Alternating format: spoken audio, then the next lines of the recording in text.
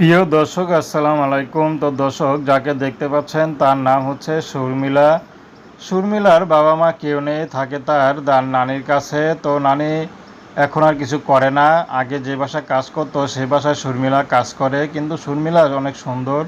তো এই জন্য শর্মিলা ভিতর ভিতর লজ্জা লাগে যে এত সুন্দর হয়ে পরের বাসায় কাজ করে শুধু পেটের দায়ে।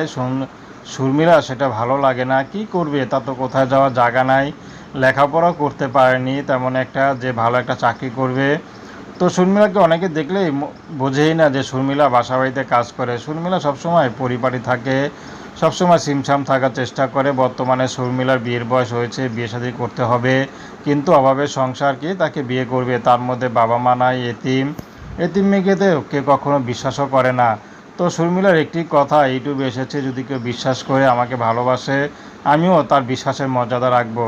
সে যদি প্রবাসেও থাকে, সে যদি আমি তারপরও তাকে রেখে কখনো কোনো ছেলের সাথে যাব না, কোনো পরকীয়া করব না। আজকাল তো প্রবাসী ছেলেদের স্ত্রীদের চলে যায়, কিন্তু আমি যাব না। তো দর্শক, প্রেম ভালোবাসা বিয়ে শাদী করা আপনাদের ব্যক্তিগত ব্যাপার।